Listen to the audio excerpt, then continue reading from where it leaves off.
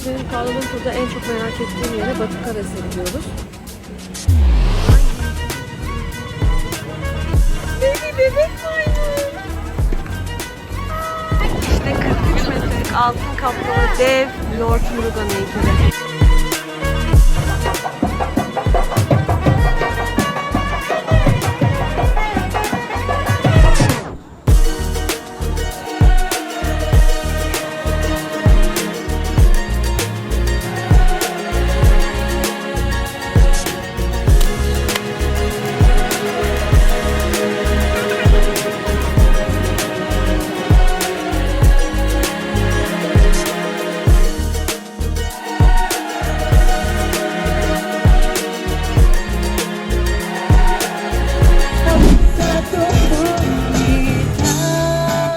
Harika bir Kuala Lumpur sabahından hepinize günaydın. Bugün çok heyecanlıyız çünkü muhteşem yerler görüp harika şeyler keşfedeceğiz.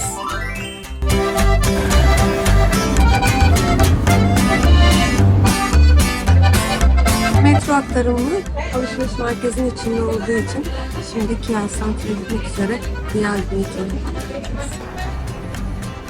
Biz benim Kuala Lumpur'da en çok merak ettiğim yere Batu Cares'e gidiyoruz. Biz bunun için metro ile gitmeyi tercih ettik. Şimdi metro bekliyoruz. Yaklaşık 1 saat sürecek sanırım. Gidiş dönüşü hızlı bir şekilde bugün Kuala Lumpur'u tamamlamak istiyorum ben. İnanılmaz derecede merak ediyorum. Hem tapınağı merak ediyorum hem de hırsız maymunları.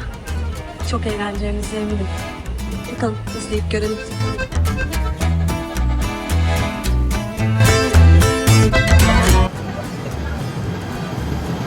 Hadi Batu Cares'e gidiyoruz. Şimdi Batu Cares'e giderken ben size biraz onunla ilgili bilgi vereyim. Kuala Lumpur'un 14 kilometre kuzeyinde bulunuyor ve büyüklü küçüklü bir sürü mağaradan oluşuyor. Burası Lord Murugan'a adanmış ve Hindular buraya gelip günahlarından arınıyorlarmış. 400 milyon yıl önce kireç taşından oluştuğu düşünülüyor. 100 yıl önce de bir tapınağa çevrilmiş burası. Girişinde 43 metrelik kocaman altından Lord Murugan heykeli var. 272'de dip basamaktan oluşuyor tapınağa çıkmak için. Bu Thai Pusam diye bir festivalleri var bunların. Belki görmüşsünüzdür. İşte kendilerine iğneler oturuyorlar, böyle demirler falan saplıyorlar. İlginç, değişik bir festival. O festivalde burası hac olarak kabul ediliyor ve inanılmaz derecede renkli sahneler yer alıyormuş. Sanırım Şubat ayına denk geliyor. Biz ona denk gelemedik. Ama olsun. En azından belki ilgilenenler varsa o festivalin görüntüleri de inceleyebilirler.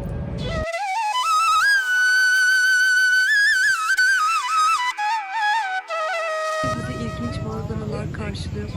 Mağaralara bakar mısınız?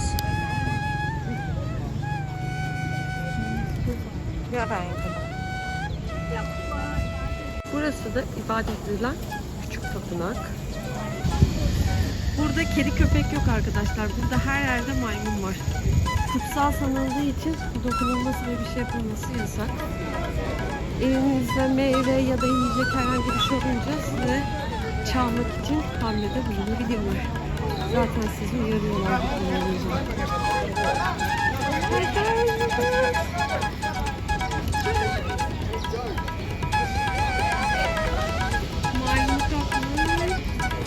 Bugün pazar olduğu için burası biraz kalabalık.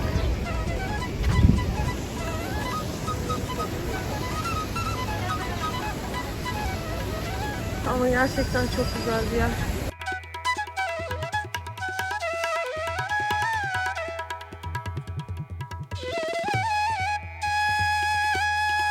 İşte karşınızda altın kaplamalı 43 metrelik dev Lord Murugan heykeli.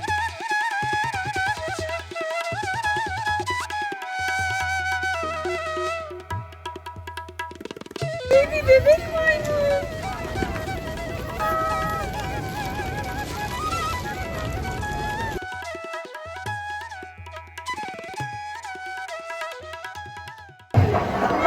İlk düğününe denk geldik.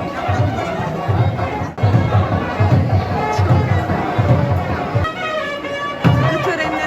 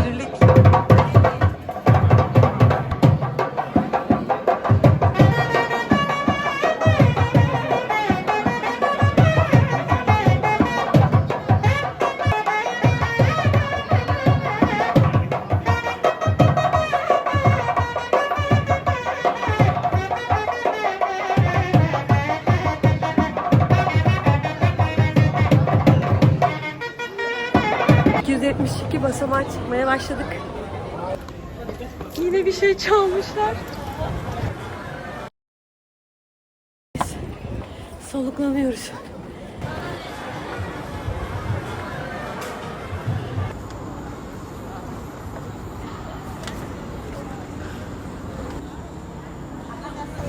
Biz nihayet tamamladık. Bu ilk kat.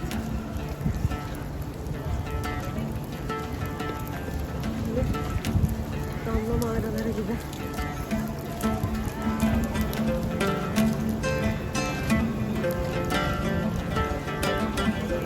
Bakar mısınız mağaraların güzelliğine?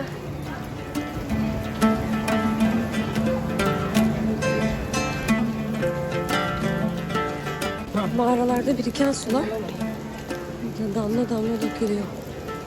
Değil mi? Normal mantıkta bizim ne diyorlar, bizim nehirlerde bu şekilde oluşuyor. Kireç taşları geçirgen olduğu için su bulduğu yoldan geçiyor. Düşün, burası daha büyük olsa nehir gibi akacak buradan. Tabii. Dağın içinde yani. İhtişama bak. Bizde de mağaralar değil mi? Böyle tabii büyük değil. Ufak mağaralar mı? 400 milyon yıl önce oluşmuş. Baksana şeylere.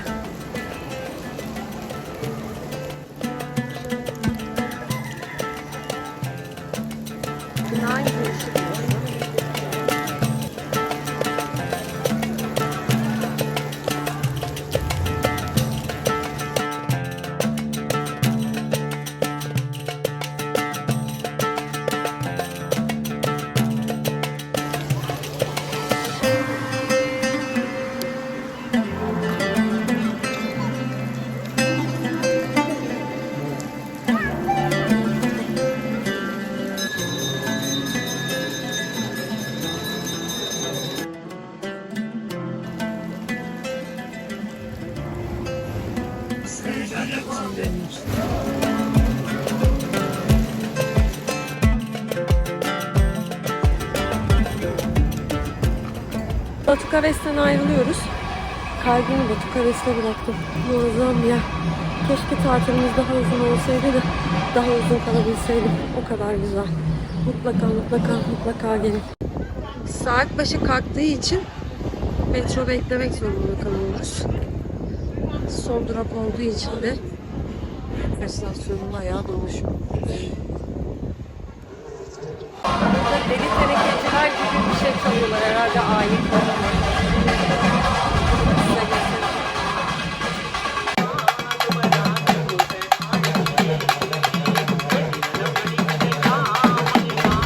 Merdeki meydanına gözüküyor. Şunun arka tarafı mı? O şu dönemecin arka tarafı mı? O kadar değil ya. O kadar değil mi? Ay, saçmalar kalmıyor, böyle kocaman kabarıyor. Evet, karşısı. Karşısı, evet. Merdeke meydanı gözüktü. 19. yüzyılda İngilizler buraya hakim olduğu zaman burası kriket sahasıymış. Malaylar da özellikle burada bağımsızlıklarını ilan etmişler ki İngilizlere bir itiraf olsun diye. Eski kriket sahası bağımsızlık meydanına çevrildikten sonra eski sahanın ortasına dikilen 95 metrelik dünyanın en uzun bayrak direklerinden biri olan bayrak direği. Tam Merdeka Meydanı'nın ortasında.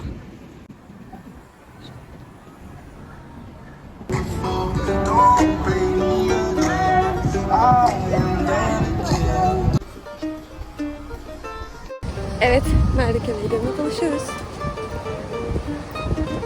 Hakikaten ama kriket sahası.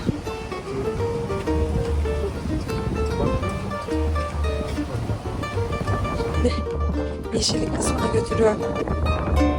Şey de deniyormuş bak, Dataran Merdeka. Malaylar daha çok Dataran diyorlarmış.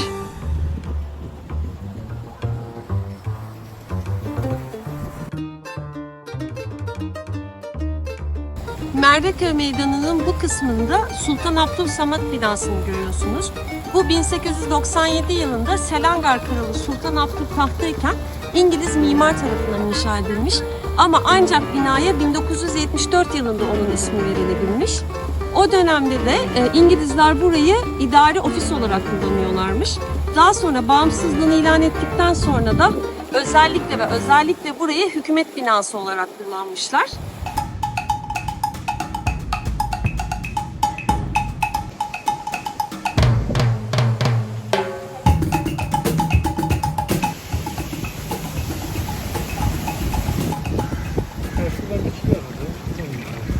Cami o taraftan gideceğiz. Baksana renkli çok güzel. Neymiş? Tarihi bak işte tarihi. River of Life. Marketi.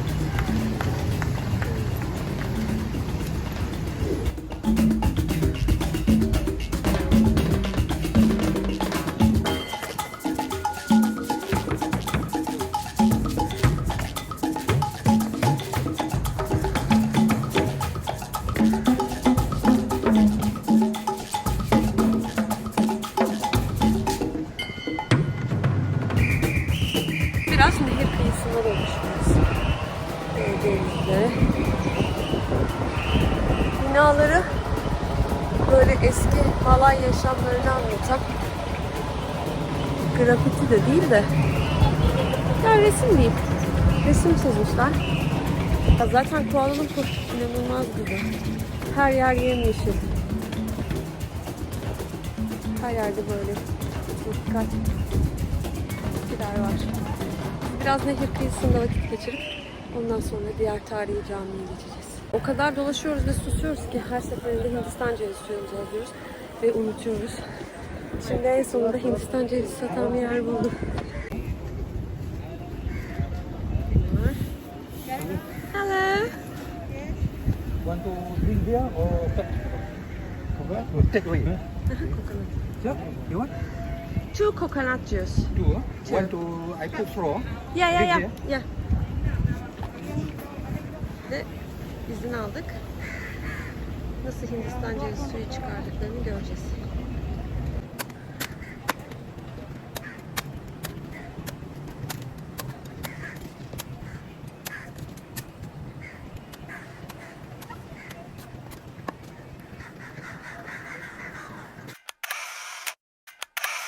Ya yürürken size de anlatmak istiyorum. Aslında bizim bütün Kuala Lumpur seyahatimiz şu an Allah bullak oldu. Çünkü biz bileti alırken bilgisayarın azizliğine uğrayıp benim eski kızlık soy ismimi girdi. Yeni evlendiğimiz için benim kendi bilgisayarımda hala kendi soyadım kayıtlıydı. Neyse biz onu bir şekilde değiştirdik. İşte Kiwi'den almıştık biz biletlerimizi. Kiwi zorluk çıkarttı. Direkt Etihad aradık havayolu şirketine. Bir 100 dolar verdik, hallettirdik sorunu. Tekrar bize işte Kiwi orijinal bileti gönderdi. Soy ismi değişmiş şekilde. Neyse biz hiçbir problem olduğunu düşünmüyorduk. Ta ki dün İstanbul Havaalanı'na gidene kadar. İstanbul Havaalanı'na gittiğimizde check-in'imizi yapamadılar. Check-in'imizi yapamamayı bırak. Bizi uçağa almıyorlardı. Her şey olmasına rağmen tekrar Etihad aradılar. Tekrar bir 30 dolar verdik. Neyse. Aslında çok yardım ettiler. Çok yardımcı oldular. Ondan sonra biz zaten uçağa yetişmeye çalışırken bu arada uçağın kalkmasına artık son 10 dakika kalmış. Biz öyle hızlı girişten falan filan girdik çıktık her yerden. Sonra bize dediler ki Kuala Lumpur'dan çıkış biletiniz olmadan biz size gönderemeyiz. Biz aslında Erkut'la otobüsle dönmeyi düşünüyorduk. Otobüs bileti alacaktık. Hem de gece yarısı alacaktık. Ertesi sabah da Singapur'da olacaktık. Biz de fazla kalmış olacaktık yani. Fazla olacaktık dedik farkındayım ama. Neyse sonra biz hemen apar topar uçağın kalkmasına gerçekten 2 dakika kala uçak bileti aldık ve bizi içeri soktular. Öyle azizliğe uğradık ki otobüs bileti almaya çalışıyoruz. Sisteme giriyoruz. Ödeme reddediliyor. O oluyor, bu oluyor, şu oluyor. Yani açıkçası bir soyadı azizliğinden bizim bütün Kuala Lumpur planımız alt üst oldu. O yüzden bugün koştura her yeri görmeye çalışıyoruz. Bakalım. Hem bize fazladan uçak biletine mal oldu. Hem Singapur'da bir gün daha kalacağız. Otel masrafı. Yani her şeyde bir hayır vardır diyoruz. Neyse öyle bir problem oldu. Şimdi o yüzden koştura her yere gitmeye çalışıyoruz dediğim gibi.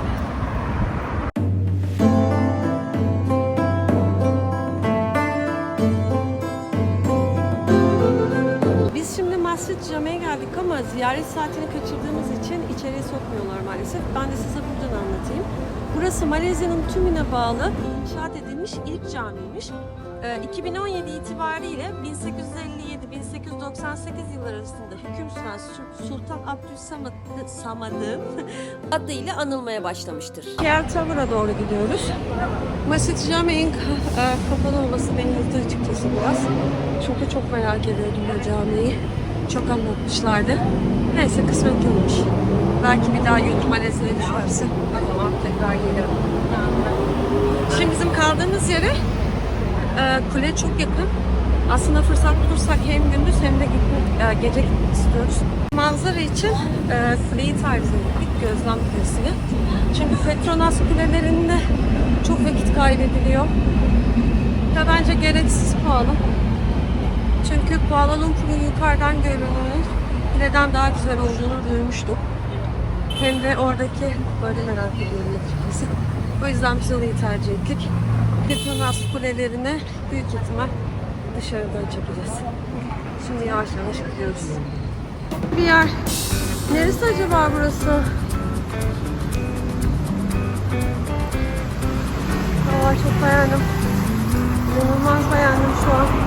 Bilmiyorum videoda güzelliği aktarılıyor mu ama çok güzel. Bilmiyorum, beni çok etkiledi burası. Çok farklı bir corner. Çok beğendim.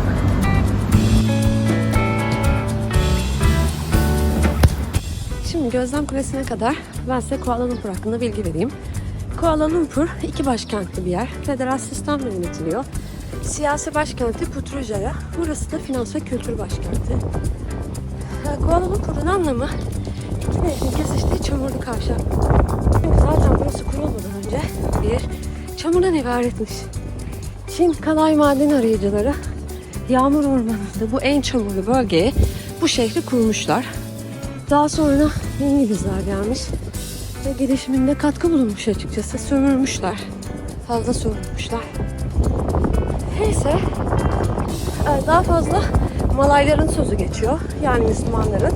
Ama Çinliler, Hintliler ve diğer bölgeden insanlar mevcut. Ana dili Malayca ama İngilizceyi çok iyi konuşuyorlar. Çince konuşuluyor, Hintçe konuşuluyor.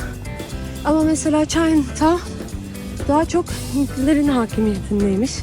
Dükkan sahipleri Hintliymiş. Yani buradan biri öyle söyledi, bilmiyorum ne kadar doğru. Bu bilgiyi verdi bize. Ya biz beğendik. Benim beklentimin çok üstünde çıktı açıkçası. O yüzden ayrılırken gayet mutlu bir şekilde ayrılacağım burada. Bu arada Türkiye ile saat farkı 5 saat ileride. O yüzden Türkiye ile iletişim kurmamız biraz sekteye uğruyor. Ama olsun, kısa bir süre için işlerimizi halledip geldik zaten. Kuala Lumpur'un para birimi ringgit. Trafik sağdan akıyor. İngilizler hala eserine devam ediyor yani.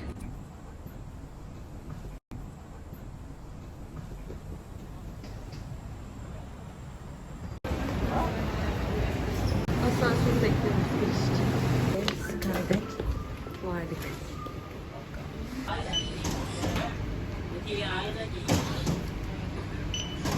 Thank you. Çıktık. Erkut'un inanılmaz derecede yüksek korkusu var.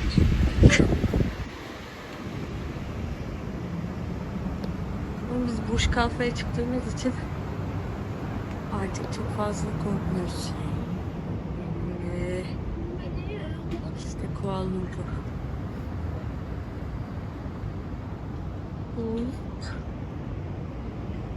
Bir şehri daha size tepeden izletiyoruz. Hazır mısın? Bu cam terasta fotoğraf çekilebilmek için gerekli sıra. Fotoğraf çekilen bölüm burası. Şöyle. Cam terasın üzerinde çekiliyor. Hava burada kapandı.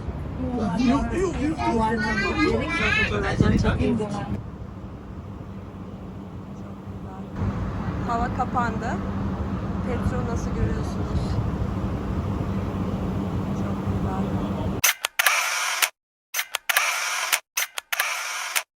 Kuleden aşağı inerken bizi böyle yemyeşil bir alan karşıladı.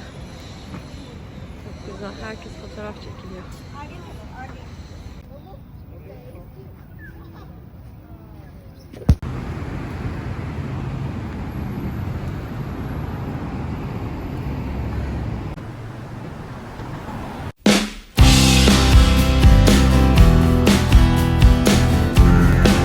Biz Petronas'a geldik. Gördüğünüz gibi şu devasa peki kuleler. Birazdan size onlarla ilgili bir bilgi vereceğim. İşte o meşhur Petronas kuleleri. Arjantin asıllı mimar Cesar Pelli imzalı 452 metre yükseklikteki bu kuleler 2004 yılına kadar dünyanın en yüksek yapısı olarak anılmıştır. 170 metre yükseklikte 41 ve 42. katlar arasında çelik köprü ile kuleler birbirine bağlıdır. Petrol ve doğalgaz ticareti yapan Petronas şirketinin de genel merkezidir. 88 katı dışı tamamen paslanmış çelikten yapılan kulelerin inşası için tam 1,6 milyar dolar harcanmış. Biz kuleye çıkmıyoruz çünkü gözlem binasında istediğimiz manzarayı görmüştük.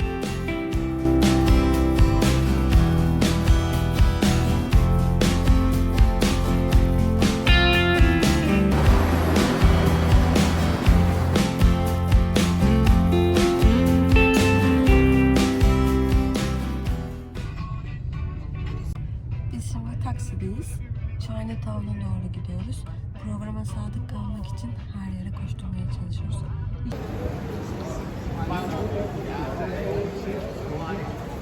Bu şapka mı? Evet, şapka alacağız.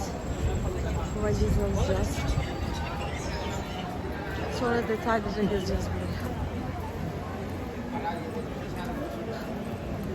Akşam o kadar yorgunum ki buraları yazarken. Sanki ilk defa geliyor gibi hissediyorum. Klasik Çin fenerleri.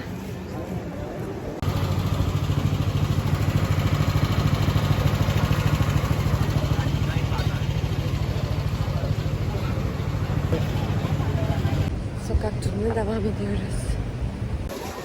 Şimdi biz Chinatown'da başka ünlü bir yere gittik. Şöyle. Siz seçiyorsunuz unutuyorsanız.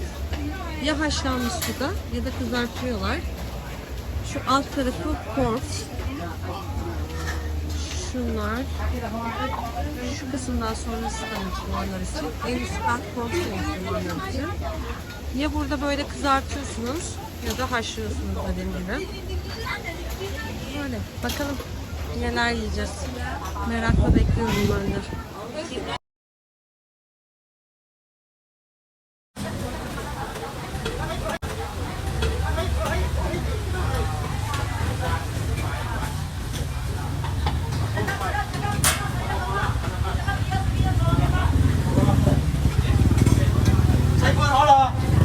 Kalkıp göstereyim. Oturduğumuz masanın ortasında böyle bir yer var. Burada su kaynıyor. Burada haşlayıp hemen veriyorlar. Şurada ateş var. Bizim kendim pişir kendin yenin daha farklı versiyonu herhalde.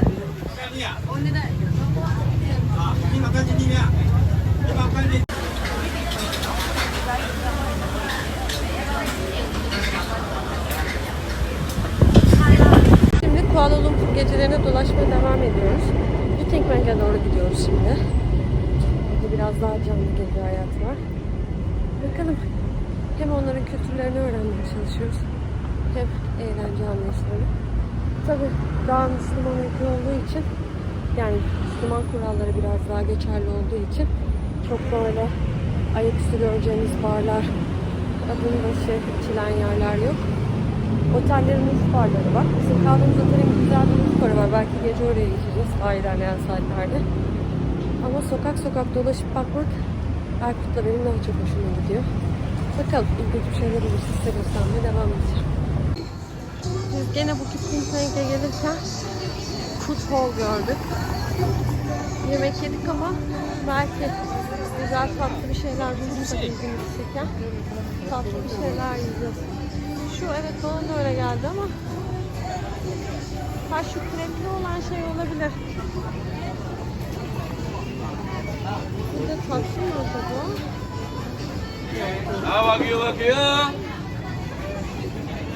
Burası da canlı güzelmiş. Biraz çalmış, bayağı çalmış. Bayağı canlıymış. Aynen. Biraz geç fark ettik.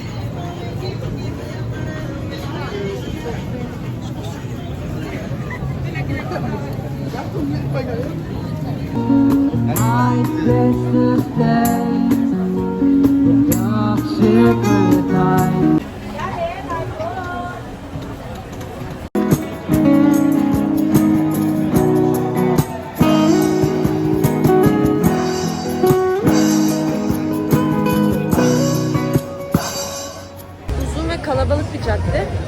O yüzden yavaş yavaş ilerlemek zorunda kalıyoruz.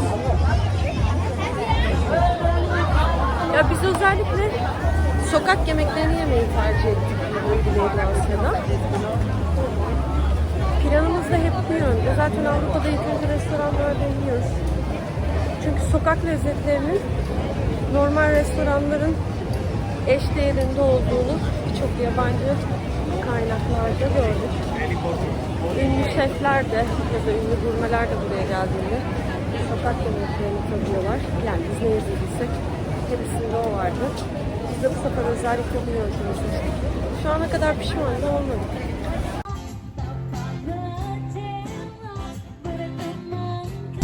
Güzel bir sese doğru ilerliyoruz. Güzel bir sesi var. Bakalım.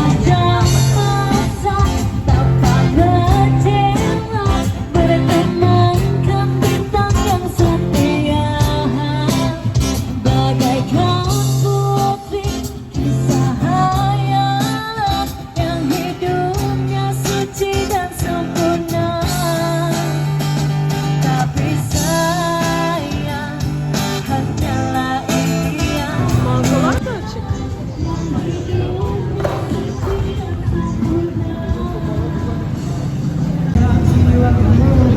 İşte Malezya'nın namı değer Times Meydanı. Hiçbir alakası yok.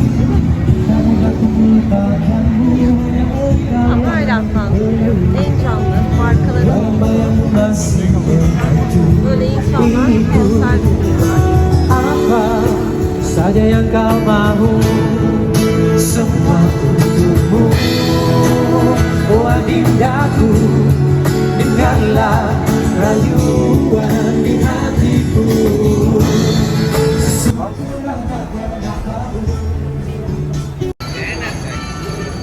Budapeşte Prag tatlısı buraya da gelmiş. Farklı versiyonuyla.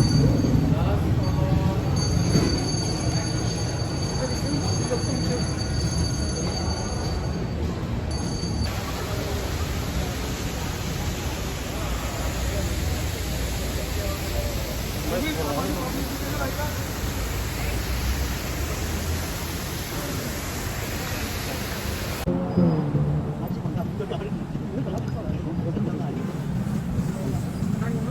Bir şeyler yemek için yapım restoranına geldik. Sushi bir şeyler içeceğiz. Ondan sonra